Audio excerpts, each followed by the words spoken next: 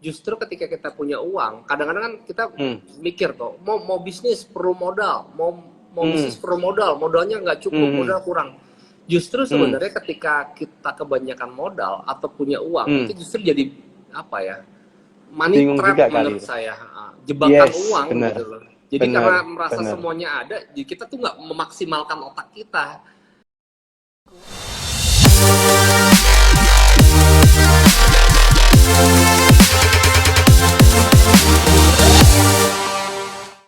Hai, selamat malam The Consulting Lovers. Oke, anyway hari ini guys kita balik ke acara The Ngobis ya, The Consulting Ngobrol Bisnis ya. Kita ngobrol dengan pembicara-pembicara sukses ya, pembicara-pembicara yang luar biasa ya. Seperti hari ini kita ngundang, kalau teman-teman tahu, satu sosok yang luar biasa, very humble ya, very humble. Beliau adalah Pak Anggara Jati ya. Beliau founder, kalau teman-teman misalnya sering ke Jogja gitu ya, atau mungkin sering ke Lembang gitu ya, Anda boleh lihat kalau Jogja yang sangat sering terkenal gitu ya, dan saya sering juga beli ini ya, produknya adalah bakpia Tugu Jogja gitu ya. Itu salah satu produk bakpia yang menurut saya luar biasa. Dia mendobrak pasar bakpia yang dulunya mungkin maksudnya biasanya keras gitu ya, kacang hijau dan keras, ini ganti menjadi suatu bolu gitu ya, bolu yang kecil-kecil gitu ya, tapi enak dimakan gitu ya, dan itu pasarnya sangat luar biasa. Dan beliau banyak punya merek-merek yang lain guys. Nah, so hari ini kita akan ngobrol dengan beliau ya teman-teman.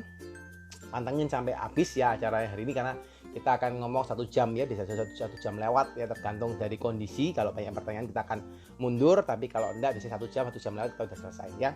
Oke, tanpa berlama-lama guys, kita akan undang Pak Anggara Jati. Oke, kita undang masuk. Halo. Nah. Halo. Halo, Mas Anggara Jati. Halo Pak. Sehat, Happy Pak? New Year, Happy New Year. Selamat tahun baru. Semoga tahun 2021 lebih berkah, lebih sehat, lebih sukses. Amin. Doanya sama juga untuk Pak Anggara, teman-teman juga Agranesia ya, dan pastinya juga keluarga gitu ya.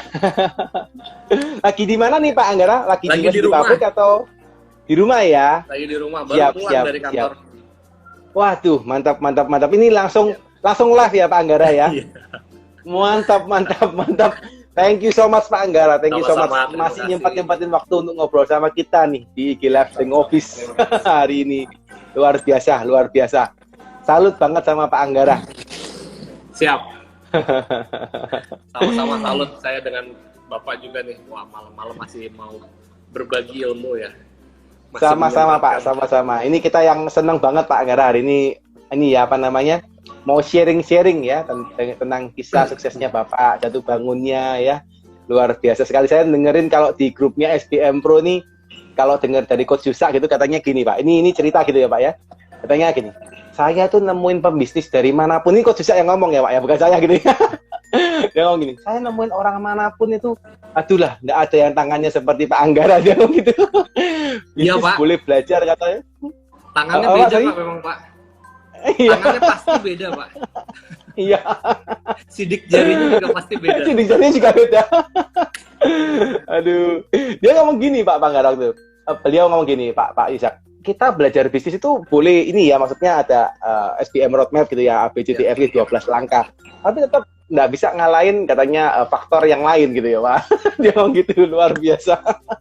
Ini yang hari ini saya mau belajar Pak, teman-teman juga The Ngobis. Saya yakin dan percaya mau belajar banyak dari Pak Anggara ya hari ini, tentang kisah suksesnya, jatuh bangunnya Bapak seperti apa ya.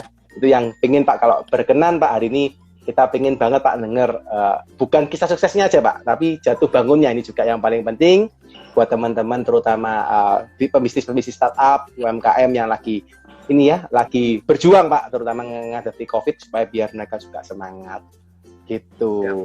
Insya Allah mungkin siap sharing Pak, berbagi. Siap. Sebenarnya kalau misalnya ini jauh lebih banyak lebih banyak pebisnis yang jauh lebih tangannya lebih dingin mungkin ya kalau kata Mas Yusak ya, daripada kita mah masih baru, masih belajar, perlu banyak belajar. Justru kita yang banyak belajar. Siap. Oke. Pak Anggara, kalau saya sempat dengar ceritanya Bapak itu kalau tidak salah dulu Bapak ini kan sebelum memulai ini bolu kukus nih Pak ya. Kalau tidak salah Bapak kan pernah memulai usaha-usaha yang lain ya Pak ya. Sampai akhirnya bisa membuat bolu kukus, bakpia tugu dan kawan-kawan. Nah, ini boleh nggak Pak diceritakan sekilas gitu atau mungkin lebih detail tergantung Pak Anggara ya tentang kisah hidupnya Bapak sampai bisa seperti sekarang itu seperti apa Pak Anggara? Terima kasih Mas. Basicnya saya memang suka dagang dari kecil. Dari SD kita sering dagang ketika teman-teman dulu musimnya petasan. Sekarang mungkin udah nggak boleh ya petasan. Itu teman-teman main petasan gitu. Saya beli kita beli segepok gitu kan, terus encer gitu, dijualin ke teman-teman. Layangan juga seperti itu. Dulu di dekat rumah juga ada pabrik keramik. Nah di sana ada di belakangnya ada reject-rejectan tuh, yang barang-barang pakai ya kan, yang reject kecil apa saya ambilin, saya bikin, dijualin ke teman-teman. Ibu juga waktu itu jualan mug cangkir gitu. Nah, ya kita juga jualin ke teman-teman sampai SMP juga begitu. Dulu sedang naik motor, jualan spare part motor, aparel untuk yang balap. Terus saya SMA juga begitu. Kuliah makin jelas gitu loh bahwa saya seneng banget sama dagang gitu kan. Kuliah di Teknik Sipil ITS di Surabaya. Ternyata dari ITS juga ya Pak ya. Siap. Ternyata passionnya dagang waktu itu. Oke. Di kampus pun jualan baju, jualan topi. Dulu kulakan dari ngambil dari pasar ular, jualan di Surabaya. Terus akhir yang mulai serius itu sebenarnya jualan bakso. Bakso itu dari 2005 ya. Dari 2005 kita jualan bakso. Nah dari situ mulai serius. Saya mulai magang di sela-sela kuliah. Kalau lagi nggak ada kuliah atau lagi malas kuliah, saya magang di tukang bakso. Nah dari situ saya beranikan untuk buka bakso sendiri di Bogor. Nah pada saat buka bakso sendiri itu, nah itu mulai terjerumus. Waktu itu ada Entrepreneur University dulu, Pak Purdi Chandra. Ya. Nah itu yang ngejorongin pertama kali saya untuk benar-benar serius dan fokus di bisnis. Setelah saat itu mulai 2009 saya nikah. Katanya kalau kebetulan saya Muslim gitu kan, carilah ada satu ayat itu, carilah rezeki dengan menikah gitu kan. Ternyata habis menikah bangkrut. Malah bangkrut Pak. Itu usaha baksonya. Usaha baksonya malah bangkrut. Di 2010 akhir ya, mau 2011-an lah, 2011-an. Iya. Itu bakso apa Pak? Kalau boleh tahu Pak. Maksudnya dulu sampai ke waktu belajarnya kita di bakso kepala sapi di Surabaya belajar. Siap. Tapi bakso kepala sapi kalau nggak salah yang ada di Kenjeran tuh kalau nggak salah juga ada Pak ya cabangnya ya, salah satunya ya. Klampis ya. Saya dekat rumah sakit haji. Nah, di situ saya belajar di situ. Nah, di situ abis nikah ternyata kebetulan kan saya lahir Selasa Kliwon. Nah, katanya Selasa Kliwon nggak cocok kerja di air katanya. Cocok kalau gitunya juga ya. Cocok kalau ini bercanda, ini guyon. Iya. Itu dibacain beton gitu ya Pak ya. Betonnya gitu ya. Rex spasi sekian gitu kan. Nah, di situ ternyata bakso ada kuahnya, ada unsur air katanya. Gitu. Nggak boleh. Berarti apa Pak? Unsurnya api gitu ya, nggak boleh kena air gitu ya. Guyon gitu. Ternyata di Bolu pun kukus-kukusan pakai air juga kan. Iya juga. Iya. Tapi Tuhan kasih alhamdulillah bisa lancar ya.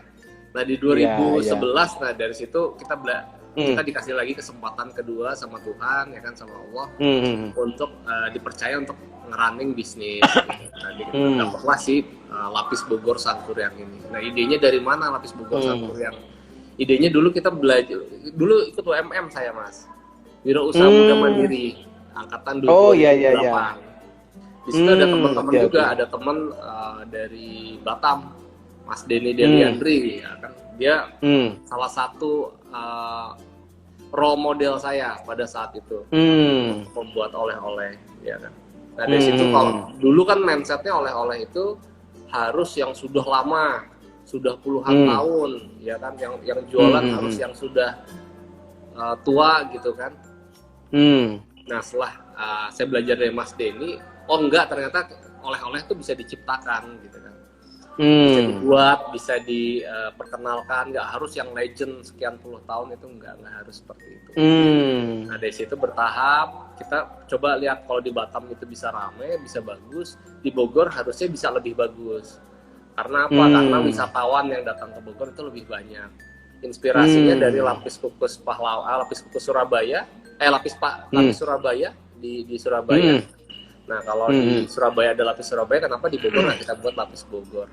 Kita ngangkatnya kontennya konten Talas sih, konten lokalnya, konten Talas yang kita ambil di sini. Talas, oke. Ya, itu perjalanan lapis Bogor Sangkuriang. Nah setelah itu ketika mulai jalan, ya kan, kita belajar banyak dari kesalahan kita sebelumnya. Kesalahan sebelumnya di lapis Bogor Sangkuriang. Ini kedengeran nggak suara backsoundnya? Dengar Pak. Dengar tapi tidak terlalu kenceng kok. Masih jelasan suaranya jelas, ya? Pak Anggara. Masih jelas. Saya lanjut nggak apa-apa? Siap, silakan Pak, silakan.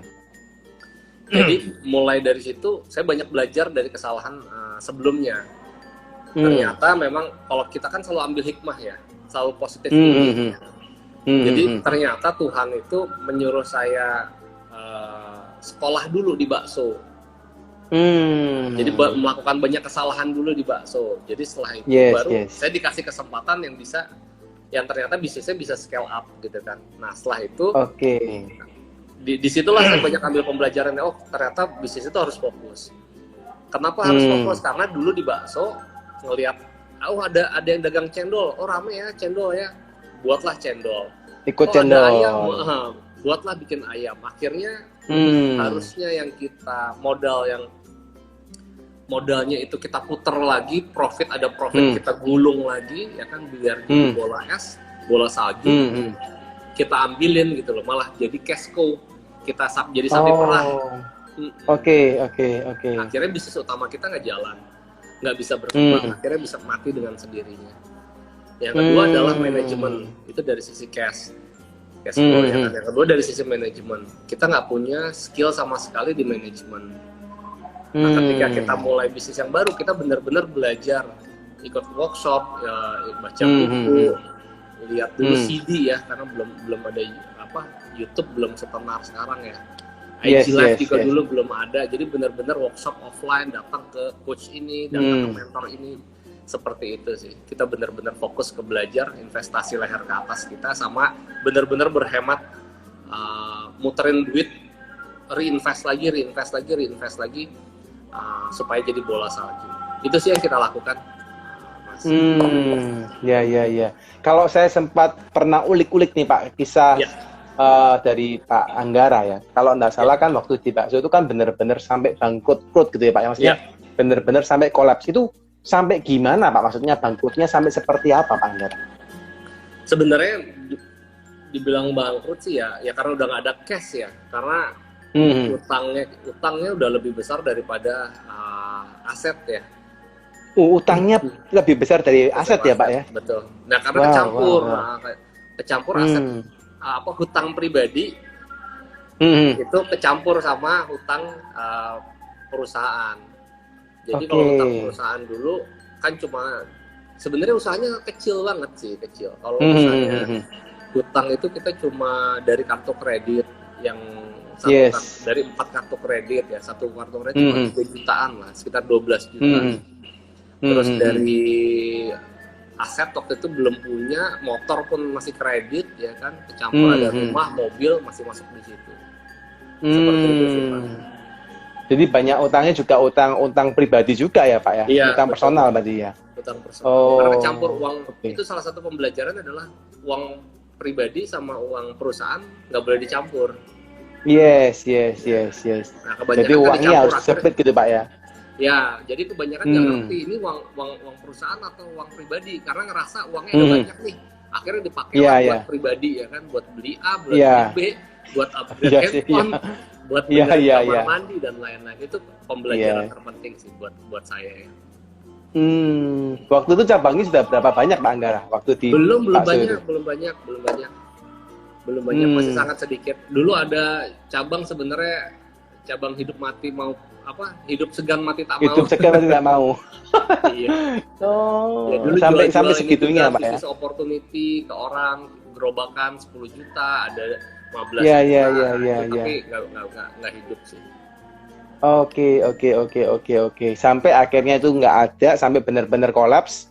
Cash flow-nya juga nggak terjadi, sampai akhirnya buka bolu kokus ya Pak ya? Iya. Buka bolu kokus ya. Betul. Kalau sempat saya review pertama kali katanya modalnya 500.000 ya Pak, bener ya Pak Anggara ya? Iya, sebenarnya itu luar biasa. dibulet-buletin sih.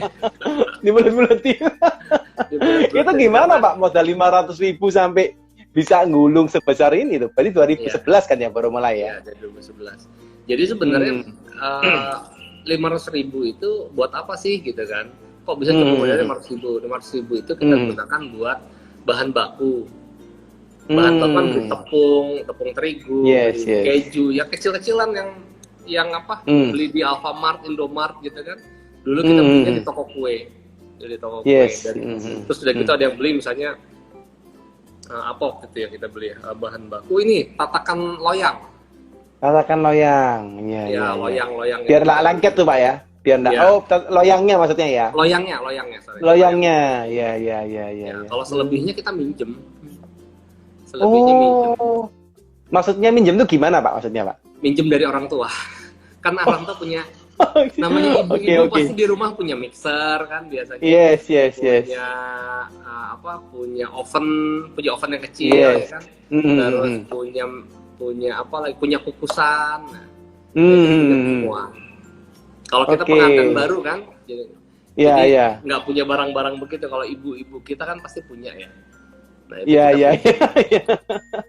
Jadi bisnisnya nggak harus modal semua ya Pak, pinjam orang tua masih bisa ya. Sebenarnya, nah setelah itu saya belajar bahwasanya justru ketika kita punya uang, kadang-kadang kan kita mikir tuh, mau bisnis perlu modal, mau bisnis perlu modalnya nggak cukup, modal kurang. Justru sebenarnya ketika kita kebanyakan modal atau punya uang, itu justru jadi apa ya?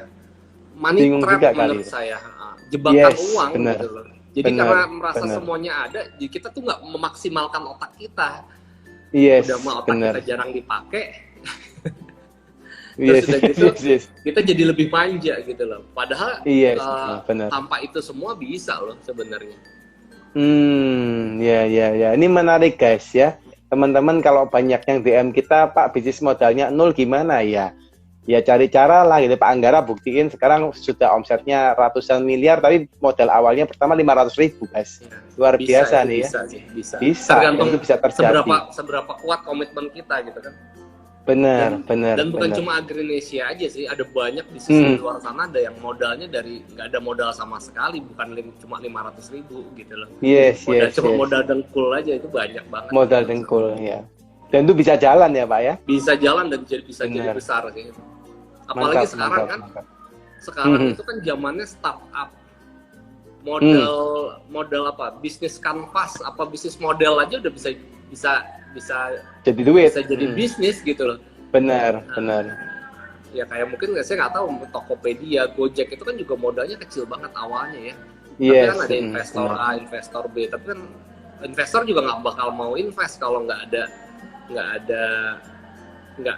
bisnis. Kejelasan lah Pak ya. Nggak ada kejelasan lah benar. Future-nya nggak jelas, nggak mungkin mau invest juga ya.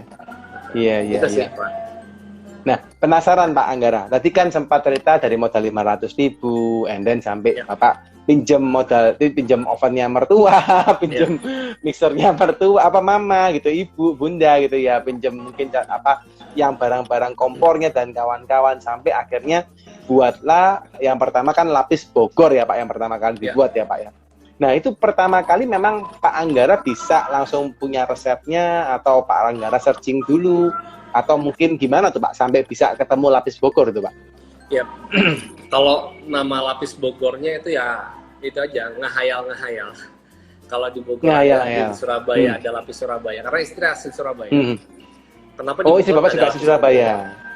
Siap. Ya, kenapa di Bogor nggak ada lapis Bogor? Kalau resepnya dari mana? Bisa nggak bikin kue? Nggak bisa. Istri bisa nggak? Nggak bisa. Nggak bisa juga dua-duanya ya. Yang bisa siapa ya? Balik lagi. Yang bisa bikin kue kan biasanya ibu-ibu kita tuh. Ibu-ibu kita bener. Nah itulah resep awalnya dari ibu gitu kan, dari ibu mertua. Terus berjalannya waktu kita modif.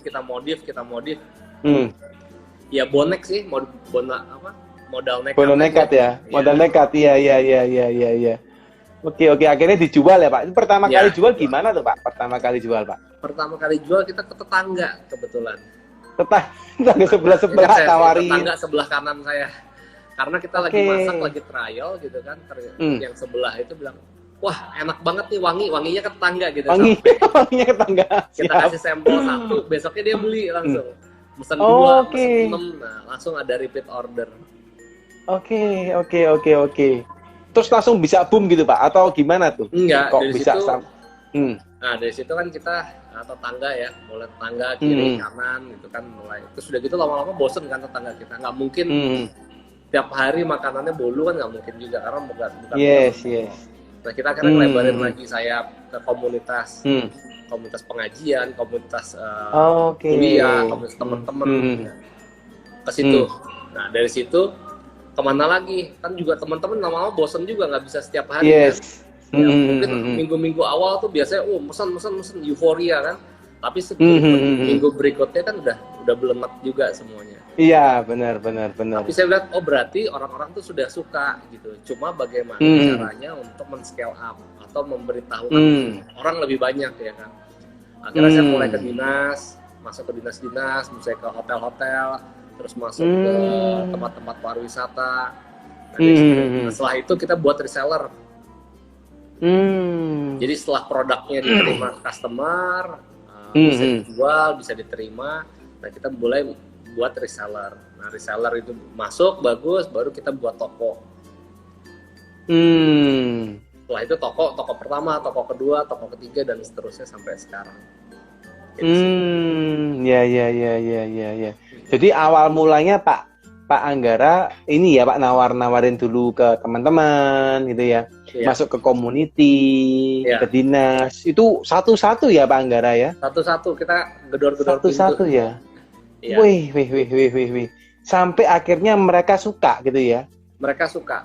Dari awal sebenarnya mereka udah suka, cuma kan kita butuh effort ya untuk karena dulu nggak kayak sekarang banyak selebgram, banyak KOL ya kan. Kalau sekarang di boost udah langsung melejit gitu kan. Kalau dulu benar-benar harus word of mouth ya. Jadi memang dulu kan strategi jualan itu cuma 5P. Iya. Place. Oh, place. Ya. Tempatnya harus strategis dulu kan. Oke. Tak pikir ada price promotion. Ternyata place. Kalau dulu kan tempat nomor 1 dulu sebelum ada Gojek, sebelum ada Grab. Iya sih. Kalau sekarang 2011 belum ada ya Pak ya Gojek ya 2011 ya. Udah mungkin ya. Udah belum ya? Saya lupa juga itu. 2011 itu. Cuma masih skalanya di Jakarta. Iya, awal-awal ya. Sekarang gitu loh. Iya. Itu waktu 2011 itu umur berapa Pak Anggara? Waktu usia berapa tuh mulai usaha yang 2011 itu saya 84. Berarti berapa tuh ya? 26 ya? 20 lebih. 12 kan ya? 28 berapa? Kalau saya jadi ini ya. 27 ya? 27 atau 28 saya lupa. Ya sekitar segituan lah kurang lebih segituan. Itu mulai pertama gedor-gedor pintu sampai akhirnya masuk ke dinas ya, sampai akhirnya buka reseller ya Pak ya. Iya. Iya. Itu 26 ya Pak. Ya. Siap, mantap. Oke, itu yang tadi Pak buka reseller itu berarti Bapak kasihin kayak keagenan kan ya ke orang untuk jualin gitu ya, untuk jualin produknya Bapak ya Pak ya. Betul. Nah, itu apa berjalan langsung mulus Pak Anggara? Karena kan buat sudah bisnis modelnya lain lagi ya, itu kan kasihin lagi ke distributor gitu bentuknya gitu ya. Enggak, kita reseller sih. Lebih ke reseller, beli putus seperti itu. Oh, beli putus. Jadi langsung Bapak jual ke dia sudah nggak ada balik, nggak ada retur ya Pak? Balik, nggak ada retur. Oke. Karena saya belajar sebenarnya. Jadi kita belajar kan kalau misalnya di NLP ada namanya modeling, Pak. Yes.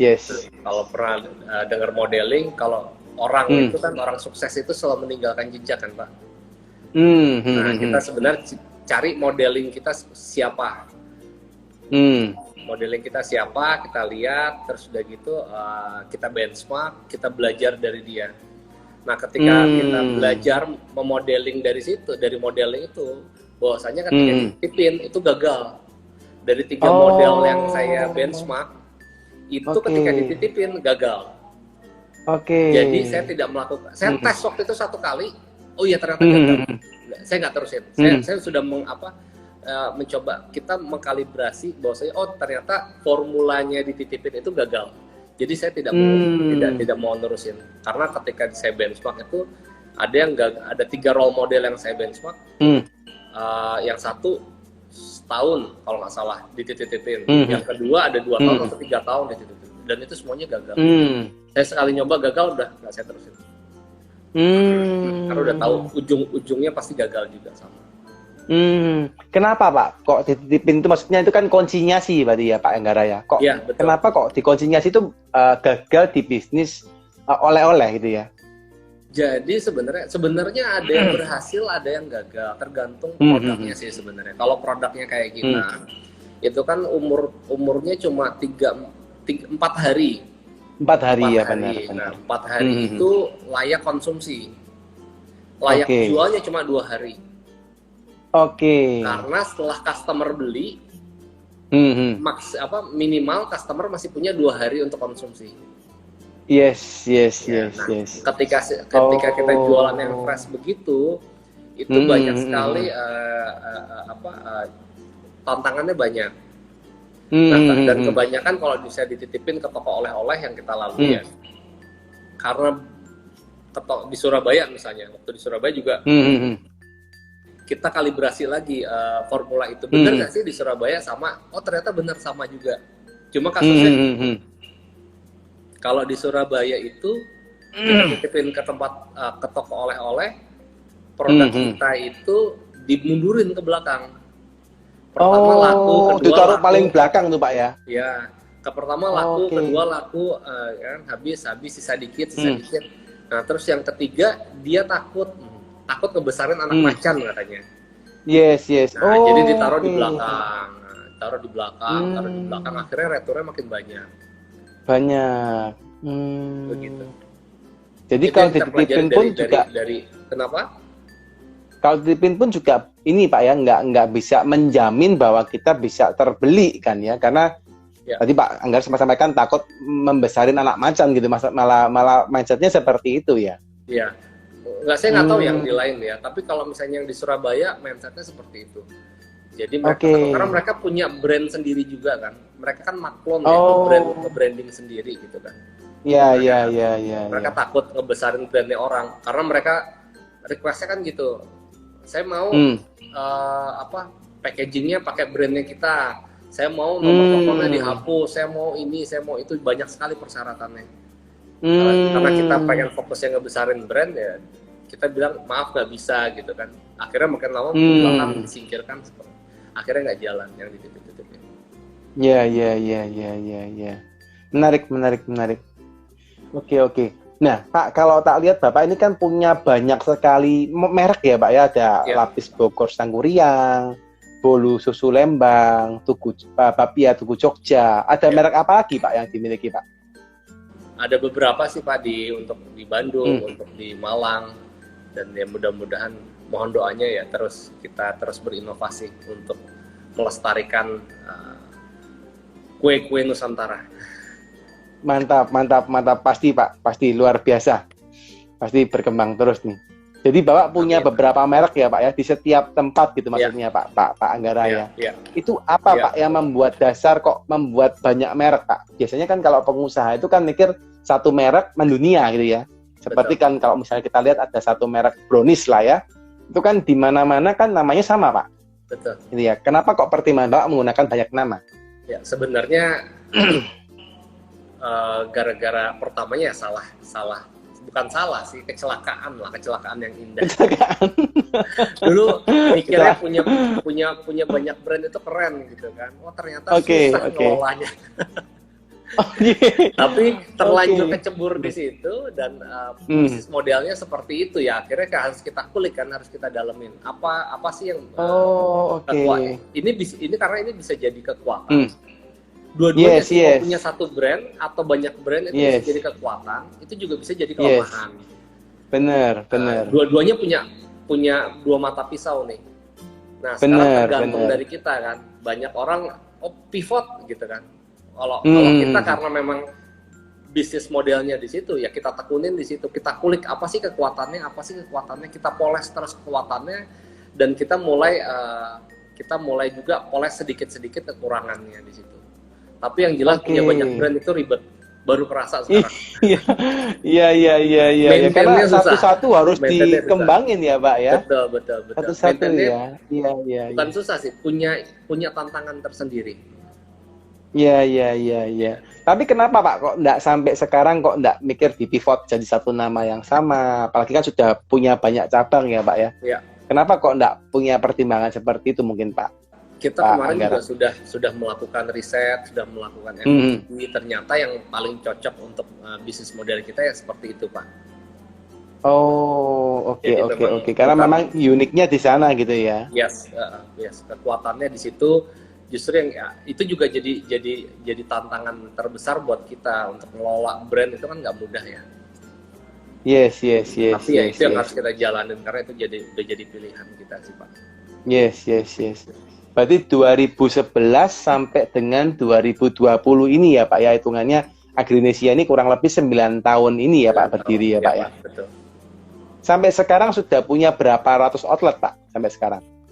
Kalau outlet kita sendiri nggak banyak, Pak. Tapi kalau sama mitra ya ada, nggak begitu banyak sih Pak. Coba ada berapa sekitar? Saya lupa 200-an mungkin ya. 200-an cabang ya Pak ya. Cabang. Dengan berapa karyawan gitu Pak? Dari awal 2009. Soalnya cabang itu ada mitra juga sih Pak. Ada mitra, ada mitra. Kalau reseller kita nggak kehitung ya. Nggak kehitung, benar. Kalau mitra kan sudah salah satu bagian dari kita berarti ya Pak. Betul. Anggara ya. Iya.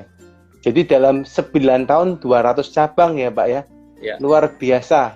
Itu nggak pakai sistem. Bukan toko kita ya Pak, bukan toko kita semua ya Pak. Iya. Itu ada mitra juga kan ya Pak ya yang ya. Iya. Saya sempat pernah tahu juga yang di Surabaya ada yang sempat kenal Pak.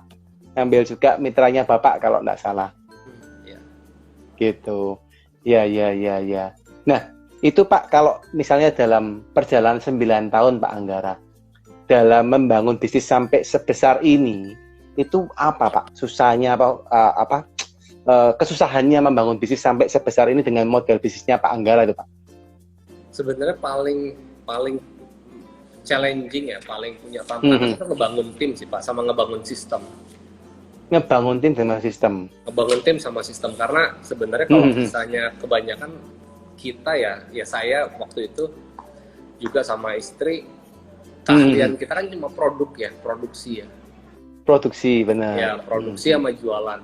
Nah, ketika kita jualan, produksi gitu kan, customer makin banyak, timnya makin banyak, stres saya. Waktu karyawan 60 waktu itu, jadi waktu karyawan 60 itu kita udah mau tutup rasanya gitu loh. Karena dulu kita kan mau niatnya mau dulu di Bogor tuh banyak anak jalanan waktu itu kan. Kita coba mau memberdayakan mereka gitu kan, mau mengangkat martabatnya gitu kan. Ternyata tantangannya besar banget untuk mengelola teman-teman anak jalanan itu. Betul. Oh, oke. Nah, itu rasanya kan karena mereka biasa bebas kan, biasa bebas, ada aturan dan lain-lain. Ketika masuk perusahaan, masuk kerja, punya aturan jam masuk, jam pulang, apalagi waktu itu lagi benar-benar full jadwalnya ya, dari produksi kita 24 jam. Jadi satu shift itu bisa 12 jam satu orang.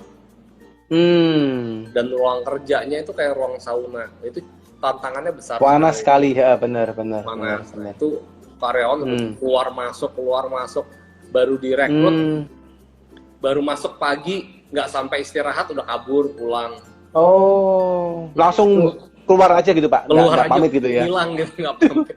Iya, iya, iya, iya, iya, iya, iya, iya. Nah dari situ, waduh kayaknya stres banget ini kan.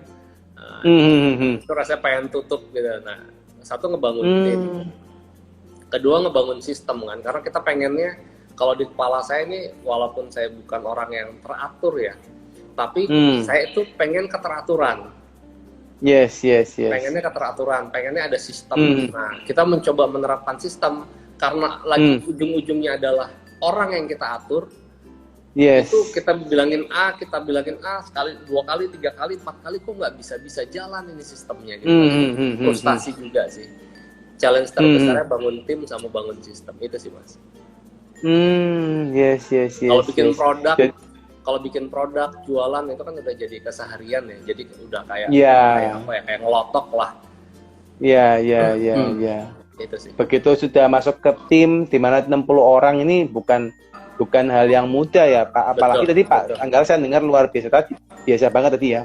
Maksudnya malah mau membantu anak jalanan ya untuk direkrut gitu ya. Iya. Oke. Niatnya mah begitu, niatnya. Tapi niat awalnya. Siap. Belum sanggup kita. Oke. Tapi sampai sekarang masih ada Pak, maksudnya berapa porsi untuk anak jalan? Ada beberapa yang dari awal kita bangun bisnis, ada yang ikut sampai sekarang. Sampai sekarang, dan berasal dari anak jalanan juga ya Pak ya? Iya, betul. Tadinya luar biasa. Sekolah dasar tidak tamat. Sudah bisa, tadinya nggak bisa nulis ya kan, sekarang udah bisa komputer, udah bisa jalan-jalan ke Jepang, udah ini. Luar biasa, mantap. Karena basicnya anaknya sendiri, bukan karena kita sebenarnya. Karena basicnya anaknya yang mau maju sih. Oke, tapi Bapak fasilitasin gitu ya, fasilitasin supaya dia bisa maju kan ya. Betul, ujung-ujungnya dari mereka sendiri. Kenapa mereka bisa jadi seperti itu. Yes. Nah, Pak tadi kan sempat cerita tuh 60 orang gitu ya, and then stres gitu ya karena ngurusin orang juga puyeng gitu ya, ngurusin produksi sama selling lebih gampang karena makan sehari-hari, tapi begitu ngomong sistem, orangnya juga susah gitu ya karena mungkin dari mohon maaf dari anak jalanan, bukan berarti anak jalanan kurang sedikit, tapi mungkin kebetulan aja ada beberapa yang kurang gitu ya. Nah, terus akhirnya Pak Anggara capek dan mau berhenti gitu ya, Pak Anggara sempat sampaikan gitu Pak ya. Nah, apa Pak yang membuat tetap mau jalan akhirnya ketika posisi seperti itu? Ya, ini dapur satu-satunya Pak. Oke. Maksudnya dapur satu-satunya ini. Iya, sumber satu-satunya ini ya. Nggak mau di belakang kita kan ada tim kita, ada keluarga terutama yang apalagi kita juga baru bangkit dari keterpurukan ya kan. Itu ya nggak ada pilihan lain ya, memang harus dijalanin gitu Pak. Yes. And then setelah itu Pak, dari tahu masalah itu apa Pak yang dilakukan supaya 60 orang ini bisa perform gitu ya, atau bisa meningkat skillnya atau gimana mungkin yang Pak Anggara lakukan tuh? Ya karena kita stres gitu kan, karena kita selalu cari solusi kan, karena kita fokusnya pada solusi bukan pada masalah. Nah itu mulai ikut dulu ada Pak Wiwoho, Pak RH Wiwoho. Pak Wiwoho, NLP ya, masternya NLP dulu, benar. Ya, saya dulu ke personal power, wah lebih berdaya kan jadinya kan, bisa lihat lagi ke dalam, lebih releasing tuh stres kita berkurang karena kita lebih bisa introspeksi ke dalam. Kita ikut lagi ada manage with NLP, wah itu lebih berdaya lagi. Nah terus udah gitu, kayaknya saya perlu belajar coaching ya. Karena kayaknya tim ini perlu di coaching ya kan. Saya belajar teknik coaching. Nah pas belajar teknik coaching, karena sebagai coach itu juga butuh jam terbang, saya juga stres juga pada saat itu. Iya, ngurusin bisnis, ngurusin coach juga ya Pak ya. Iya. Yes. Niatnya belajar mau meng-coach tim kan, ternyata tidak semudah itu Ferguson katanya. Oke, siap. Nah akhirnya udah akhirnya hire coach lah kita. Oke. Hire coach itu sempat sampai sekitar 6 tahun ya pakai coaching. Langsung dengan Pak Budi atau coach yang lain? Bukan dengan Pak Budi Isman. Ada coach yang lain. Oke, oke, oke, oke, oke, oke.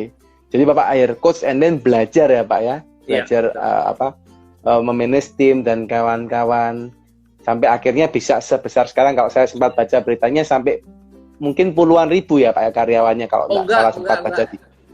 Kita ya? masih 1000, kita 2020 itu kalau nggak salah 1.300. Masih 1.300. Yes. Tapi dari 60 orang ke 1.300 ini perlipatannya 2.000% ya Pak ya, 2.000%. Luar biasa. Tuhan kasih. Ya. Iya. Apa Pak kuncinya kok bisa sampai bisa dari 60 orang sampai bisa 1.200 orang itu Bapak apa yang dilakuin supaya bisa 1.200 orang kan ngelolanya mungkin nggak gampang juga ya Pak. Pasti nggak gampang ya karena mungkin Bapak ketemu sama tim yang layer paling bawah aja mungkin nggak tahu juga namanya karena kan kebanyakan 1.200 orang gitu ya. Nah, how to manage them Pak supaya bisa berjalan dengan maksimal gitu. Ya, sebenarnya salah satunya ya dari coaching itu sih Pak. Dengan coach kan kita jadi lebih wawasan kita lebih terbuka, sudut pandang kita lebih terbuka. Terus udah gitu kita lebih banyak introspeksi diri ke dalam ya. Jadi kalau misalnya ada tim yang melakukan kesalahan, ada sistem yang nggak jalan, kita lebih banyak ke diri kita gitu loh. Saya dulu pemarah Pak.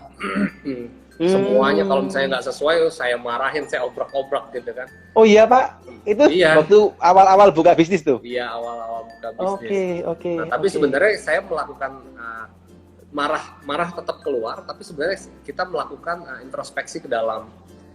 Yang kita lakukan, kenapa ya itu belum jalan? Bagaimana caranya supaya itu bisa berjalan gitu. Nah, terus kita tanyakan kepada diri kita cari solusinya juga tuh. Oh ada coaching ya, oh ada seminar ini ya, ada seminar ini ya.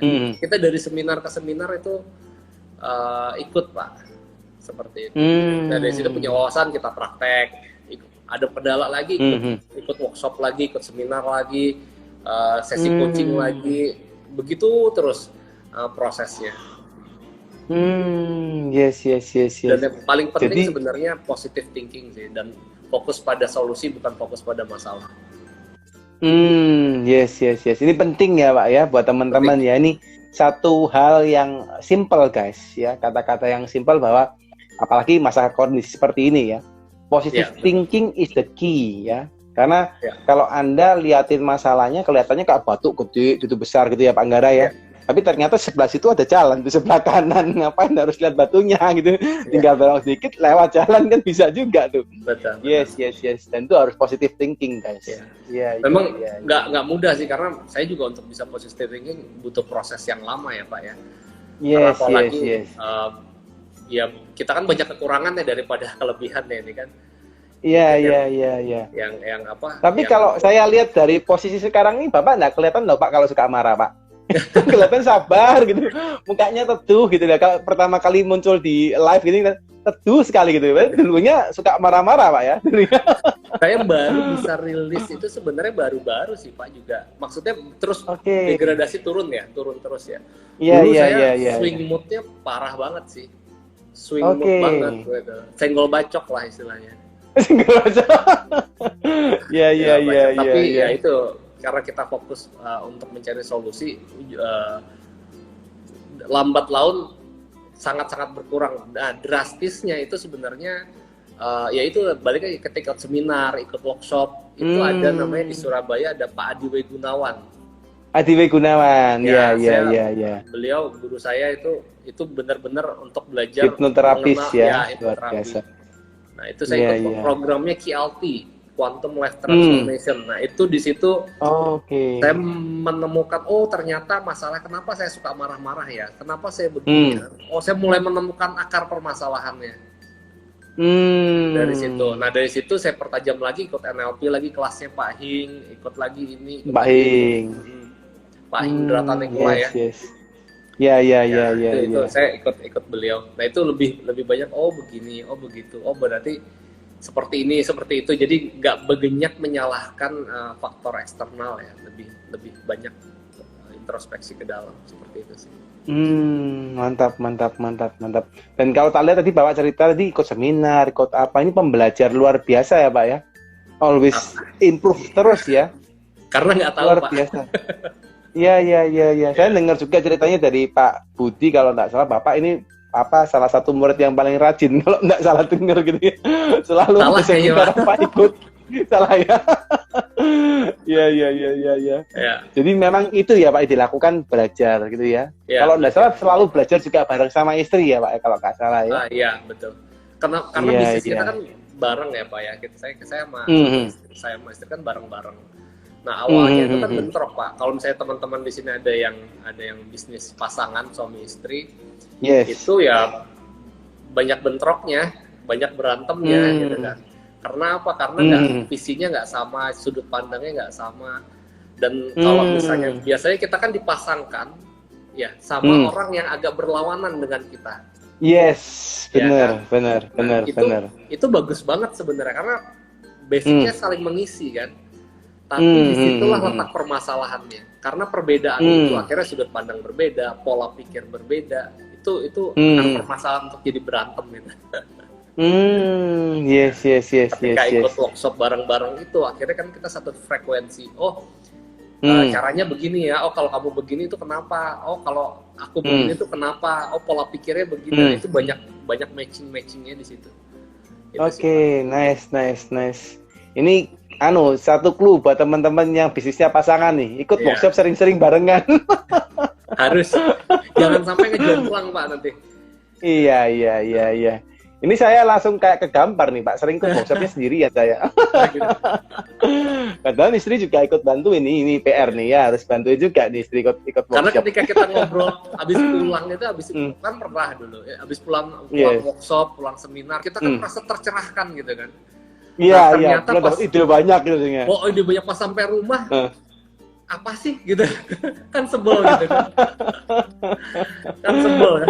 Ngejomplang Ceritain gitu. dia nggak nangkep gitu ya Pak ya kadang-kadang kalau kita sendirian. Betul. Iya. Ini ada yang komentar ini, Pak Fendi ini dari Makassar ya, dari Merauke nih. Ini bisnis bersama pasangan sering berantem. Harus ikut seminar bareng-bareng Pak Fendi. Iya. Harus ikut seminar bareng-bareng nih, biar frekuensinya sama, dikasih ilmu terus nih. Oke. Nah, Pak Anggara tadi kalau sempat cerita ya Pak ya kan, kalau dari yang awal sampai berjalan dengan istri gitu ya, ikut workshop, ikut seminar gitu ya. Kapan Pak dapat turning point di mana kondisi bisnis ini benar-benar bisa meledak gitu kan? Pasti ada Pak, kalau saya lihat dari beberapa teman ya, beberapa bisnis itu kan juga ada turning point di mana bisnis benar-benar naiknya luar biasa naik tuh Pak. Itu tahun berapa Pak Anggara kalau boleh tahu? Itu ya turning point kita 2011 sih Pak. Pas di bisnis ini ya. Kita kan mulai bisnis ini tuh sebenarnya dari bulan Juni 2011. Mulai turning point-nya itu Desember 2011. Desember 2011. Dalam 6 bulan itu Pak sudah langsung turning point ya, langsung kelihatan gitu ya. Tuhan kasih alhamdulillah. Karena sebenarnya ada pondasi-pondasi yang kita bentuk sebenarnya dari usaha bakso, dari usaha-usaha sebelumnya kan. Pondasi-pondasi apa maksudnya Pak Anggara? Iya, pondasi berpikir kayak tadi misalnya harus fokus, harus kalau ada uang reinvest ke bisnisnya lagi, kayak gitu-gitu sih Pak. Dan itu yang Bapak lakukan sampai sekarang ya? Iya. Oke. Jadi kalau misalnya saya boleh rangkumkan, berarti kondisinya Bapak ini dalam memperbesar bisnis juga fokus dulu ke ini ya, kepada produknya, misalnya oleh-oleh, berarti ya fokusnya ke oleh-oleh gitu ya? Iya, betul. Oke. Produk, itu memberi edit value, memberi nilai tambah kepada produk, terus memberi intinya gimana produk atau jasa kita itu customer happy banget dengan produk itu sehingga mau beli lagi. Itu aja fokus kita sih di awal. Oke. Apa nih Pak bedanya Lapis Bogor, Tugu Jogja? Kalau saya sebagai konsumen kan mungkin Pak ya, tapi kalau dari Bapak selaku produsen, apa sih yang diciptakan supaya bisa membedakan antara produk Bapak dengan produk lain nih Pak? Kita biasanya kalau salah satunya adalah kita selalu melihat apa sih yang ada di pasar seperti itu. Apa yang ada di pasar, terus kita kasih nilai tambah sih Pak. Sesimpel itu sih sebenarnya. Nilai tambah yang dimaksud itu seperti apa, Pak Anggara? Iya, kalau misalnya waktu itu di Bogor misalnya ada brownies kukus, ya kita tambahin pakai keju, karena dulu brownies kukusnya nggak pakai keju, kan itu nilai tambah. Oh, Nah dulu oke. saya di Bogor nggak ada konten lokal yang diangkat, kita angkat konten lokalnya Talas. Dan sekarang banyak nih teman-teman yang jadi followernya Lapis Bogor Sangkuriang misalnya, buat produk-produk sejenis. Nah kita angkat lagi, apalagi kita pikirnya inovatif lagi, kita harus 1000 langkah daripada pasar gitu loh. Kita harus lebih inovatif lagi. Challenge-nya di situ. Iya. Berarti waktu added value-nya pun ini nggak langsung wood gitu, misalnya ngomonglah Lapis Bogor nggak ada keju, sekarang ada keju, itu cuma one step ya Pak. Tapi maksudnya bukan harus yang dipikirin Lapis Bogor misalnya bentuknya dulu kotak, sekarang dibuat berdiri misalnya gitu, enggak gitu kan Pak. Maksudnya kita buat inovasinya yang bertahap gitu ya maksudnya Pak. Ya, sebenarnya pilihan sih Pak. Ada yang inovasinya drastis, ada yang inovasinya kayak ATM gitu ya. Kalau saya milihnya yang ATM Pak. Kenapa? Karena satu, nggak ada modal. Karena kalau drastis itu butuh edukasi pasar, berat itu edukasi pasarnya. Nah kalau misalnya dari apa yang ada, customer kan sebenarnya sudah teredukasi dengan baik. Customer sudah suka sama produk yang ada di pasaran. Tugas kita adalah mencari USP-nya kan, unique selling proposition itu apa sih? Ngasih value-nya aja. Jadi simple modifikasi, nggak terlalu beresiko buat saya yang pada saat itu tidak punya budget untuk R&D dan edukasi market ya. Tapi ketika mulai di Jogja, kenapa? Silakan. Kalau mulai di Jogja kita mau lebih berani, agak ekstrim waktu di Jogja. Yes. Ya, nah itu karena kita bentuknya bulat-bulat kecil-kecil ya Pak ya. Kita lebih merasa lebih ada budget lah, ada lebih pede untuk mengedukasi pasar karena kita yakin produknya bisa diterima gitu kan. Yes. Jadi mulai berinovasinya rada jauh, mungkin kalau pertama 1 langkah, sekarang sudah 5 langkah ke depan Pak ya. Yes. Menarik. Ini sambil tadi ada beberapa pertanyaan Pak dari teman-teman. Iya. Mungkin saya minta izin ya Pak Anggara untuk menanyakan ya. Ini ada dari Roti Bikin Happy, ini kelihatannya yang ikut banyak ini Pak, banyak usaha kuliner juga nih, pengen belajar nih. Ya. Apakah produksinya tersentral juga atau di masing-masing wilayah nih Pak? Mungkin untuk ini ya, setiap merek ya gitu ya mungkin ya. Kita pabrik kita ada 3, ada di Bogor, ada di Jogja, dan ada di Surabaya. Sementara ini seperti itu. Jadi ada 3 tempat ya Pak ya? 3 tempat.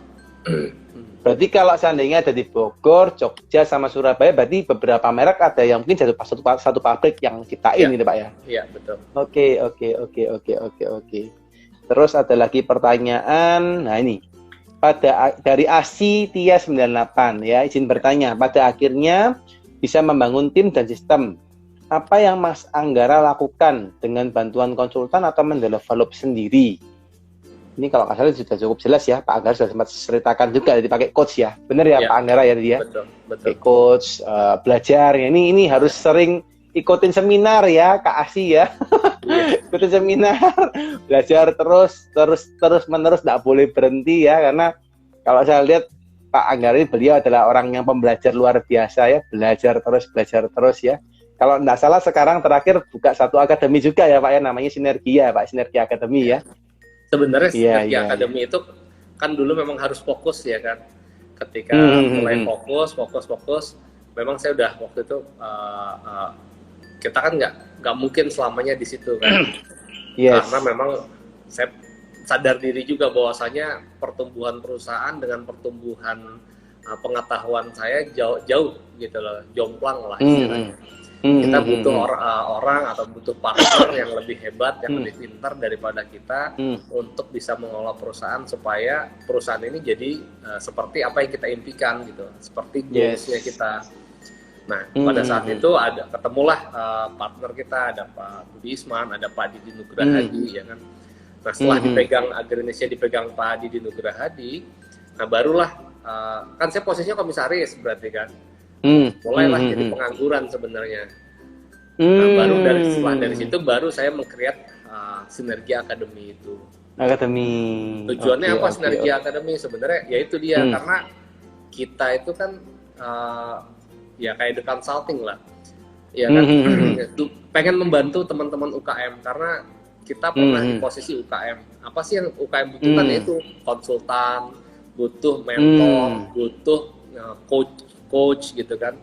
Cuma kebanyakan kan sekarang teman-teman UKM itu kena salah dapat konsultan, salah dapat coach, salah dapat teman-teman dari profesional, akhirnya akhirnya mereka kapok gitu kan.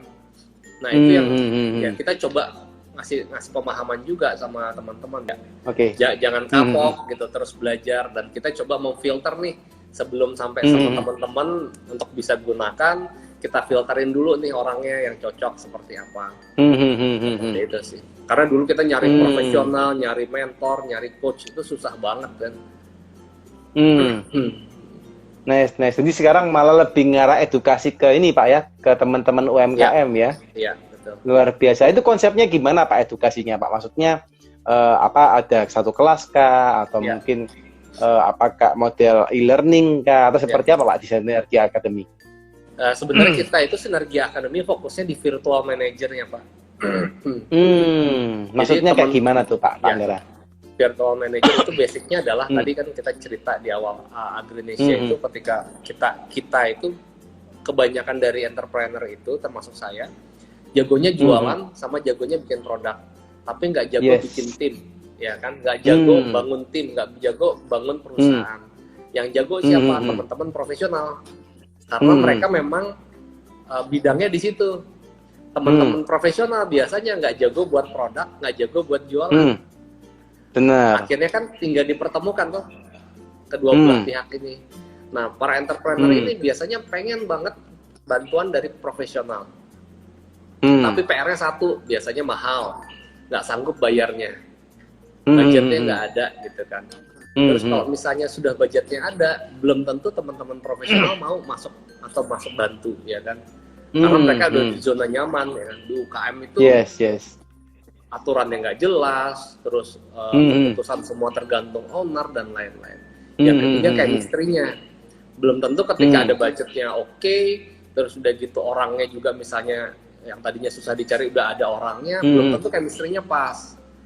Nah, kita akhirnya nge-bridging itu semua, kenapa nggak dibuat virtual aja gitu. Seorang manajer yang bagus di multinational company itu gajinya bisa 30-an juta ke atas. Kalau misalnya masuk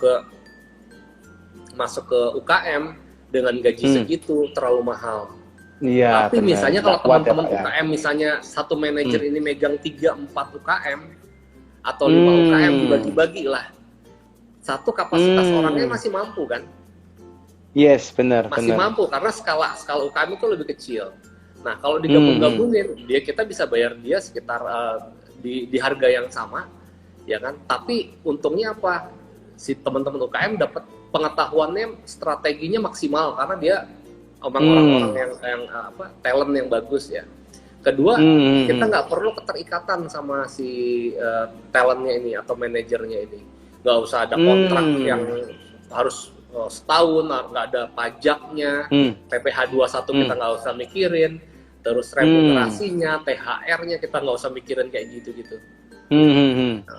Office-nya dia harus kerja di mana, kan kadang-kadang kalau orang di timur ya, Jawa Timur ke Jawa Tengah, Jawa Timur, dan Indonesia bagian timur, itu susah mencari talent. Nah, kenapa? Karena kebanyakan talent itu di daerah Jabodetabek, di barat gitu kan. Nah, tapi berarti talent banyak di sana, tapi kebutuhan juga banyak di daerah timur.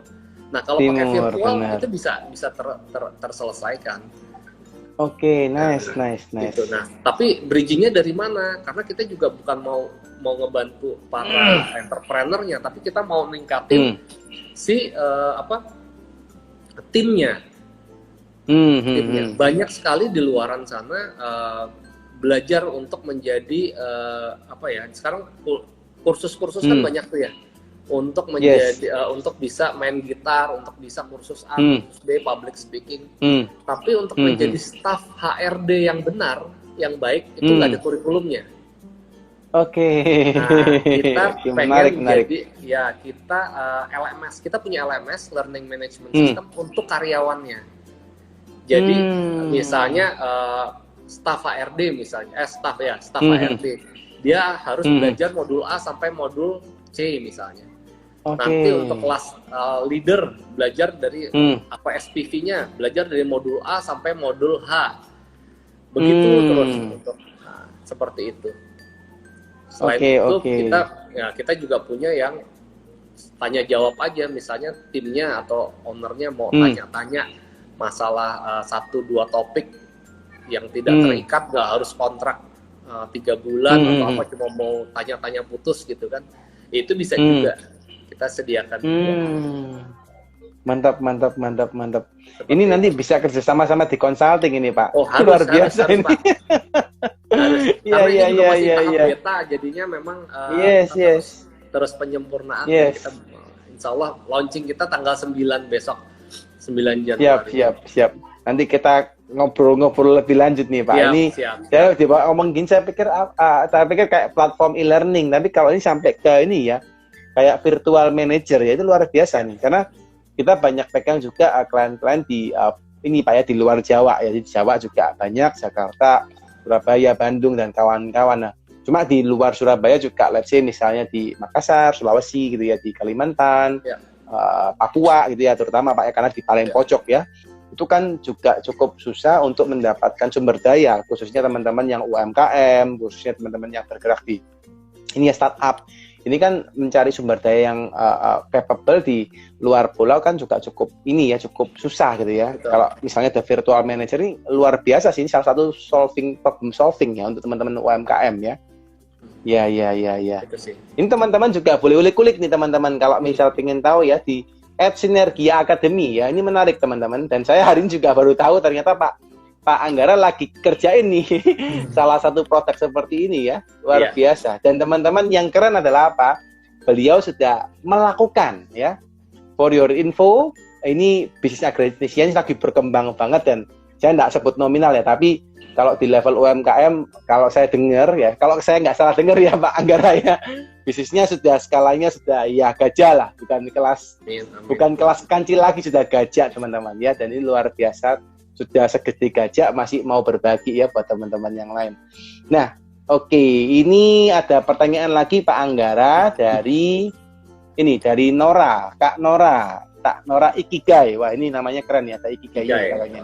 Iya. Tantangan apa yang dihadapi selama pandemi ini? Apakah ada perubahan cara jualan? Nah, boleh Pak Anggara dikasih kisi-kisi gitu ya. Tantangan apa nih gitu ya kalau yang dihadapin? Sebenarnya tantangannya mirip-mirip ya sama teman-teman yang kebanyakan di offline. Ketika ada PSBB, ketika ada lockdown, itu customer kita kan nggak bisa bergerak ke toko kita ya, karena itu sangat-sangat berpengaruh terhadap penjualan sebenarnya. Nah, ketika nggak kerja, nggak bisa traveling kemana-mana, nah itu juga challenging buat industri oleh-oleh ya, industri pariwisata. Kalau kita lihat di teman-teman yang bergerak di industri pariwisata itu suffering banget sih, benar. Nah, itu dari situ cara mengatasinya gimana? Cara mengatasinya kita fokus ke dalam lagi, lihat lagi apa sih yang customer butuhkan. Kita reformulasi produk kita, reformulasi cara jualan kita, cara strategi marketing kita, lebih ke situ sih Pak. Intinya lebih fokus ke dalam sih. Melihat keluar, fokusnya ke dalam. Kita melakukan perbaikan. Nah kebetulan, alhamdulillahnya Tuhan kasih, kita sudah bereformasi dari 2019 ya. teman-teman timnya udah mulai diisi sama profesional. Pak Adi Dinugraha Hadi yang menahkodai Agrinesia, beliau sangat pintar ya, sangat pintar. Jadi cantik mainnya deh. Jadi lihat pakai konsultan nih, lihat lagi pasar seperti apa, future-nya seperti apa, reformulasi cara strategi bisnisnya, strategi marketingnya, reformulasi produknya, apa sih yang customer butuhkan pada saat ini. Beliau membawanya smooth seperti itu. Itu keuntungan dipegang oleh yang ahlinya memang. Oke. Tentu dibantu sama tim yang lain ya. Penasaran nih Pak, tadi Pak Anggara kan sempat sampaikan bahwa dengan adanya profesional itu membantu Bapak mencapai mimpi yang diharapkan dari Agrinesia gitu ya. Kalau boleh tahu Pak, apa Pak mimpi 10 tahun lagi Agrinesia Pak? Ya kita go global sih, global IPO ya, itu kan bagian dari mimpi kita. Kenapa? Kenapa IPO sebenarnya tujuannya bukan IPO exit strategi, sebenarnya goals awalnya bukan exit sebenarnya. Goals awalnya adalah supaya Agrinesia ini lebih sustainable, lebih umurnya lebih panjang gitu kan. Karena apa? Karena sistemnya semakin rapi, semakin bagus, yang punya semakin banyak, berarti kan semakin banyak orang yang ngawasin, semakin transparan. Nah, itu sih goalsnya lebih ke situ sih. Yes. Nanti ini kayak penerusnya KFC ya Pak ya? Amin. Kalau yang Kolonel Sanders sudah mendirikan dari lama, tapi bisnisnya masih global ya, di dunia masih sangat dicari gitu ya. Dan Pak Anggara mau visinya sampai ke arah sana ya, ke IPO, ke global, luar biasa. Amin. Ya. Oke. Teman-teman, jadi kalau ini ya startup atau UMKM, jangan mimpinya cuma jualin temennya guys ya. Jualin tetangganya atau jualin kontak WA-nya ini ya. Lihat nih Pak Anggara dalam tempo 2011 ya. Berarti let's say sekarang which is 9 tahun. Ini kurang lebih kayak The Consulting Pak. The Consulting juga 2011 soalnya berdirinya. 9 ke 10 tahun lah kurang lebih. Ya. Nah, ini sudah sampai ke level yang luar biasa guys, sampai ke mau ke IPO ya. Sudah divaluasi juga nilainya luar biasa besar ya. Dan keren, luar biasa ya. Jadi harus semangat teman-teman UMKM ya yang mau berkembang. Oke, lanjut pertanyaan lagi ya Pak Anggara. Ada 3 pertanyaan ini di kolom question. Nah, bagaimana cara memasarkannya ke hotel atau instansi lain ya Pak? Nah, ini pertanyaan dari plus 62D ya Kak, plus 62D Pak. Ya, sebenarnya kalau misalnya masarin ke instansi gampang, tinggal datengin aja sebenarnya. Tinggal datengin, gedor-gedor pintu aja sih satu-satu. Tapi memang yang challenging adalah ke hotel-hotel. Karena kalau hotel-hotel kita gedor-gedorin, mampetnya sampai satpam biasanya. Iya sih. Nggak bisa tembus lagi. Boro-boro sampai manajer, sampai resepsionis aja susah. Karena kalau udah bawa barang-barang, kita udah mentok di security. Nah, caranya gimana? Karena kita harus punya growth hack. Harus punya cara-cara yang kita improve terus ya. Nah, makanya kita pentingnya ikut komunitas, yang satu visi sama kita, komunitas. Cari banyak teman, networking ya. Nah, waktu itu paling simpel ke hotel yaitu datangin Disbudpar, Dinas Kebudayaan dan Pariwisata. Karena setiap bulan itu para GM restoran dan hotel itu ada kumpul, ada acara. Yang dikelola sama Disbudpar. Nah, pada kumpul itu, saya minta waktu lah ke Disbudpar ya untuk ngasih kue ke para GM-nya itu. Nah, saya dari situlah kenalan dengan satu orang GM. Kasih sampel gitu ya Pak ya? Sampel gitu ya? Kasih sampel produk gitu ya Pak ya? Iya. Dan kita tawarkan bisnis sama dia, maksudnya ya kerjasama seperti itu. Yes. Jadi gedor dulu kalau di dinas, tapi kalau di perhotelan cari instansi ya yang bisa terkait ya. Betul. Kalau gitu juga mentoknya di satpam ya. Satpam semoga bisa kejawab tuh. Iya, bisa putar balik nanti nggak bisa masuk tuh. Oke, ini ada lagi nyambung tadi Pak dari plus 62DE ya. Oke. Pak, apakah waktu bisnis langsung berbadan hukum nih Pak Anggara? Ya. Enggak ya. Berbadan 2 masih aja. perorangan berarti Pak. Berbadan dua. Suami dan istri gitu Pak. Dan Pak ya. istri. Badan suami saya. Badan saya dan badan istri. Badan istri ya. Berbadan hukumnya waktu tahun berapa tuh Pak Anggara? Kita berbadan hukum 2014, 15. Wih, 14 ya Pak baru di badan hukum kan ya. Luar biasa. Jadi dalam jangka waktu 3 tahun masih berbadan 2 ya Pak ya? Badan 3 tahun itu 4 ya? 4 tahun. Oke. Tapi waktu itu sudah mikirkan agrimesia atau masih belum Pak Malan Pak? Belum mikirin. Cuma ya munculin bolu lapis Bogor gitu aja ya. Dan itu masih perorangan ya. Betul. Mimpinya sih sudah ada, cuma memang mimpinya sudah ada. Oh buat ini. Cuma memang karena waktu itu kita fokusnya, kita sampai 2018-an itu fokusnya adalah gimana cara produksi lebih banyak, lebih bagus. Ya, karena kita belum menemukan metode dan sistem yang pas buat produksi lebih banyak, lebih bagus sih. Oke. Tapi sampai sekarang 2020 sudah solving Pak problemnya ya, lebih bagus daripada tahun-tahun sebelumnya sih. Dan kita masih improve terus sih Pak. Karena belum sesuai dengan apa yang kita inginkan. Oke, berarti kalau saya beli bolu bakpia Tugu 2 tahun lalu sama tahun ini sudah rasanya lain ya Pak ya? Rasanya harus lebih baik Pak. Lebih baik ya, lebih enak nih kelihatannya. Udah setahun soalnya Pak, ini corona ya, belum sempat beli lagi bakpia Tugu saya. Bisa punya Tokopedia sekarang Pak. Yes. Biasanya waktu ke Jogja pulang selalu bawa tuh. Asli mana Pak? Surabaya Pak. Oh, Surabaya. Surabaya. Cuma kita punya kantor Surabaya sama Jakarta. Ya. Gitu, siap. Lanjut lagi ya Pak ya. Mohon izin Pak, ada ini teman-teman kelihatannya mulai panas nih. Banyak yang tanya nih. Ini dari Kak Yan Peter 1 Pak. Ya ini. Kalau bolu yang lewat dari 4 hari biasanya apa yang dilakukan Pak? Ya. Kita sebenarnya pertanyaannya kan returnya berapa banyak gitu kan? Yes. Kita retur sangat-sangat sedikit. Kenapa bisa hampir nggak ada malah. Kenapa bisa begitu? Kita perkuat di PPIC-nya sih Pak. Di planning-nya itu kita perkuat. Kenapa dari situ? Karena dulu dari awal karena kita dulu nggak ada modal, akhirnya benar-benar lebih baik kekurangan daripada kelebihan. Karena kalau kelebihan nanti nggak ada buang kos ya Pak ya. Nggak ada duit. Benar. Iya. Kalau dulu. Tapi kalau seandainya sampai retur Pak. Kenapa? Kalau seandainya retur gitu sampai retur gitu dapat diwis tadi.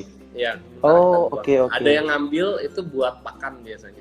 Tapi dikit makan banget. Ternak ya Pak ya. Sedikit sekali. Iya. Jadi kalau sampai retur ya dikasihkan ke pakan ternak gitu ya. Tapi kalau enggak kita usahain di PPIC-nya ya. Iya, kita perkuat planning. Oke. Ini menarik ya teman-teman ya. Jadi jangan ada peribahasa teman-teman mungkin gini, stok banyak lebih menarik gitu ya, karena biar omsetnya nggak ketinggalan. Tapi bahaya juga kalau produknya waste ya. Kenapa? Karena sampai banyak retur, buang semua guys, itu cost besar juga untuk buangin barang ya. Terus nggak faedah juga ya buat bisnisnya kita ya. Kan gitu. Iya. Oke, ada lanjut lagi Pak. Ini dari Nora Ikigai lagi. Nah ini saya. Sebentar, ini harusnya sudah nih. Bagaimana untuk produk-produk oleh-oleh, bagaimana survive di masa pandemi, trik dan ini udah kan tadi Pak ya? Sudah tadi. Fokus ke dalam ya. Oke. Fokus ke dalam ya. Produknya kita reformulasi ulang, terus cara marketingnya juga kita reformulasi ulang disesuaikan dengan kebutuhan customer. Yes ya, moga-moga udah kejawab tuh Bu Kak Nora Ikigai ya. Oke, lanjut ke Kak Amilus, ini Kak Amilus. Nah, langsung nih Pak Angga. Jadi bagaimana caranya untuk join Sinergia Academy ini? Nah, ini langsung tanya nih, to the point. Sebenarnya kalau misalnya untuk Sinergia Academy ini, sementara ini bisa langsung japri ke WhatsApp, ada di akun Sinergia Academy, kebutuhannya apa. Karena sebenarnya kita belum launching, insya Allah mudah-mudahan minggu ini bisa launching. Oke. Jadi teman-teman kalau ke WhatsApp yang ada di Sinergia Academy. Yes, langsung cari ya guys yang Sinergia Academy ya di flyernya The Consulting juga kelihatan tuh logonya sudah jelas ya. Langsung dicari aja, WhatsApp langsung ke sana ya Kak Milus ya, biar bisa langsung kejawab tuh, biar join-joinnya. Terus dari Kak Firdaus Nur Fausan, apa profesional di Agronesia juga diberi saham perusahaan Pak? Dan bagaimana pertimbangannya? Ini untuk yang scale up ya mungkin ya Pak Anggara ya. Nah, ini jadi PR juga sebenarnya. Saya melihat beberapa teman-teman itu ngebagi-bagi saham itu terlalu mudah. Jadi kalau kita ngelihat sosok atau figur yang kita kagumin terus kita kasih saham, terus kita kasih saham gitu.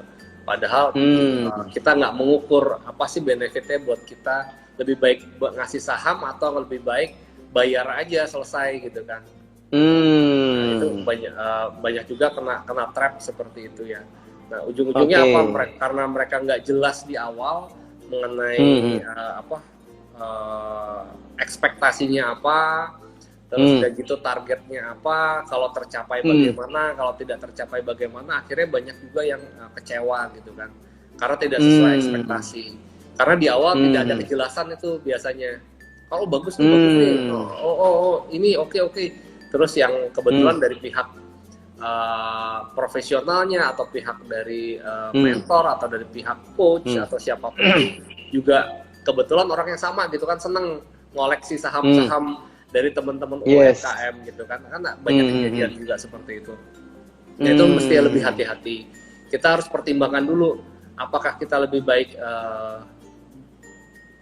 beli jasanya, beli putus, ya kan, kayak konsultan ya misalnya, atau coach gitu kan, atau memang harus memasukkan para profesional itu dapat sahamnya gitu loh. Nah, itu harus dipertimbangkan dulu masak-masak. Kalau misalnya harus, ya kan, apa manfaatnya, apa benefitnya buat kita, dan kontraknya juga harus jelas. Apa yang bisa diberikan, dia punya saham di mana saja. Nah, itu juga harus clear. Nah, yang berikutnya adalah profesional dapat saham, bisa nggak? Itu sangat normal. Kalau misalnya kita lihat di perusahaan-perusahaan, terutama perusahaan-perusahaan terbuka, kalau level direktur itu sebenarnya udah nggak bisa kita sebut sebagai karyawan. Itu sebagai mitra bisnis atau partner. Mitra bisnis. Ya, sebagai partner. Nah, itu karena levelnya sudah beda, nggak bisa kita menganggap beliau-beliau ini sebagai karyawan kita. Nah, itu memang biasanya kalau misalnya di perusahaan publik atau beberapa perusahaan yang seperti itu, memang si level itu dapat share saham. Misalnya kemarin kalau kita lihat pernah baca CEO-nya Apple punya saham sekian lembar saham, CEO-nya Facebook punya sekian lembar saham, itu udah normal sih sebenarnya. Cuma yang perlu diperhatikan, ya kalau diperhatikan kalau dari awal itu harus jelas apa rules-nya, apa tugasnya, tanggung jawabnya, targetnya seperti apa, itu harus clear dulu dia. Ekspektasinya seperti apa ya, itu harus clear. Yes. Berarti itu kan hitungannya tergantung dari goals-nya untuk tiap people ya, tiap person ya Pak ya, di dalam perusahaan kita ya. Iya, betul. Tapi itu kalau misalnya ngomong lah Pak, ini mungkin belum pelajaran juga buat teman-teman UMKM ya. Misalnya dia dapat satu partner gitu ya, yang luar biasa gitu ya, nggak punya modal, dia mau bantu secara luar biasa di bisnisnya dia. Kalau level UMKM Pak, berapa sih Pak persentase saham yang mungkin cocok dilepas untuk pihak-pihak yang seperti tadi? Kalau saran dari Pak Anggara? Nggak ada ininya sih Pak, nggak ada rumusannya. Cuma dari pihak si UKM tetap harus majority sih. Majority ya. Tetap harus jadi nggak boleh ngasal lepas 50% gitu ya. Oh, jangan. Padahal yang bangun dia juga gitu ya. Jangan. Karena udah lepas nanti nggak bisa. Nanti karena semakin berkembang nanti makin ngegerundel nanti. Iya. Makin menyesal ya kan. Nah, itu dia. Apalagi kalau misalnya di awal nggak jelas gitu loh, apa rules-nya, apa tanggung jawabnya. Yes, apa benar. Targetnya. Kalau mungkin saya boleh ibaratkan ya Bapak Ibu ya teman-teman ya, untuk yang nonton hari ini, kalau milih partner itu harus seperti milih suami atau istri. Ya. Kalau menurut saya ya, jadi nggak boleh ngasal. Kalau memang belum yakin, belum merasa feel comfort, belum merasa nyaman, jangan dipaksain. Ya, meskipun skillnya keren, tapi kalau misalnya skillnya keren tapi Anda nggak nyaman, cuma pengen dapetin skillnya atau networknya, ujung-ujungnya bisa bermasalah juga. Betul. Jadi mesti harus dipertimbangin ya. Dan mungkin Masalah seperti itu yang Pak Anggar pasti, sampaikan. kebanyakan masalah itu. Benar. Betul. Benar. Nah, kalau ada masalah itu kan yang kasihan harusnya teman dari profesional ini atau teman dari mentor atau teman dari coach ini sebenarnya punya potensi kan. Oke, jadi semoga cukup jelas ya tadi Kak Firdaus ya. Intinya harus pertimbangan, nggak boleh ngasal kasih saham ya. Oke, terakhir Kak Pak Anggara supaya juga nggak menyita waktunya karena sudah lebih daripada target ya, sudah hampir 1,5 jam Pak. Thank you so much ya. Ini terakhir dari Bu Rahel ya. Beli mesin pengolahan kuenya dari luar negeri Kak Pak? Dari luar negeri apa dari dalam negeri nih maksudnya Kak Rahel nih ya? Ya sama seperti awalnya kita kan nggak ada uang, jadi ya pertama beli lokal, terus beli made in China, terus beli made in Taiwan, terus karena kita lihat memang agak sulit karena kita beberapa mesin memang sudah halo Pak? Ya Pak, ya. Jadi untuk beberapa mesin kan kita butuh durability ya, butuh kualitas Akhirnya kita ngambil kan dari Jepang sih. Kita sekarang 80-90% memang dari Jepang. 90% dari Jepang ya Pak ya. Dan itu mungkin lebih cocok dengan produknya Agrinesia berarti ya Pak Anggara ya. Iya, betul. Karena kalau mesin-mesin Jepang, mesin Jerman itu kan dia daya tahannya bisa 20 tahun, 30 tahun. Yes. Low maintenance ya. Kalau misalnya mesin lokal, mesin Cina, mesin Taiwan itu biasanya nggak sampai 2 tahun, 3 tahun itu udah nggak bisa dipakai. Yes. Oke. Tapi awalnya tetap kita pakai lokal, pakai punya Cina, pakai punya Taiwan, kita upgrade sesuai dengan kebutuhan kita. Budget ya, kurang lebih sesuai dengan budgetnya berapa besar yang bisa di spending ya Pak untuk beli mesin ya. Dan kebutuhan sih Pak, paling penting kebutuhan. Sesuai dengan kebutuhan. Apa sih kebutuhan kita di sini. Itu sih Pak. Oke, jadi untuk Kak Rahel ya, tergantung kondisi ya di perusahaan seperti yang sampaikan Pak Anggara ya. Kalau memang perlu beli yang lokal ya lokal aja lah, lokal juga bisa. Kalau memang belum perlu yang sampai sekelas raksasa, sekelas Agrinesia, Pak lokal dulu bisa. Tapi sudah kelasnya Agrinesia, sudah masalah PPIC ini sudah diperhatikan banget. Jadi harus cari yang benar-benar produk yang hasilnya akurat tuh, harus presisi istilahnya gitu kan. Jadi mungkin mesinnya juga mesin yang lebih mahal gitu. Oke, thank you so much Pak Anggara. Pertanyaan terakhir Pak sebelum kita tutup Pak. Pertanyaan terakhir sebelum kita tutup. Apa nih Pak pesan-pesan buat teman-teman UMKM nih Pak dari Pak Anggara, khususnya teman-teman UMKM yang sekarang lagi survive ya Pak di tengah pandemi Pak. Kira-kira apa nih Pak dari Pak Anggara pesan-pesan terakhirnya sebelum kita akhirin acara ini Pak? Kalau dari saya sebenarnya paling penting adalah ngebangun mindset sih Pak. Bangun mindset yang positif. Kenapa? Karena dari mindset itu, ini tubuh ini kan bergerak ya karena dari pikiran ya Pak. Jadi kalau kita punya mindset positif, akhirnya apapun yang kita lakukan itu bisa positif. Contoh misalnya kita ketemu halangan, ketemu tantangan, misalnya kayak pandemi seperti ini. Kita akan selalu mencoba mencari hal positif, mencari solusi atas masalah yang kita hadapi. Misalnya ada karyawan kita yang membuat produk sejenis dengan produk kita. Kita akan mencari selalu introspeksinya ke dalam. Jadi kita akan selalu menggali apa hikmahnya, apa solusinya, bagaimana supaya kejadian ini tidak terulang, dan seperti itu sih. Kalau kita punya mindset positif, insya Allah apapun goalsnya kita, apapun target kita, insya Allah bisa tercapai. Mantap.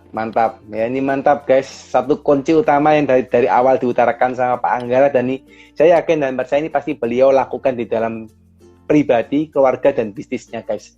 Mindset positif ya. So teman-teman tetap semangat ya buat Pak Anggara. Thank you so much Pak sudah berkenan hari ini sharing many insight Pak hari ini untuk teman-teman UMKM, juga termasuk saya Pak, digampar ya, harus belajar sama istri ya. Ini harus dilakuin ini. Gitu ya buat teman-teman ya. Survive terus ya bagi yang belum follow untuk akunnya Sinergia, silakan tinggal dicari di IG Lab ini, langsung follow akunnya Sinergia. Kalau mau follow akunnya Pak Anggara Jati juga ada, tinggal @Anggara Jati kalau nggak salah ya Pak.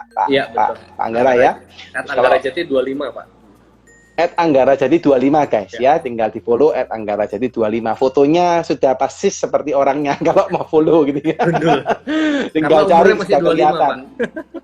Siap, mantap Pak. Ya, siap.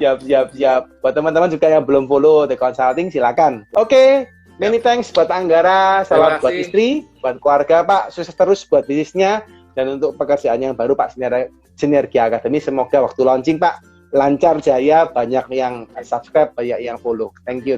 Terima kasih. Luar biasa Pak. Terima kasih, sukses selalu. Thank you so much Pak. Thank you Pak. Sukses terus Pak, sama-sama. Bye-bye, Anggara.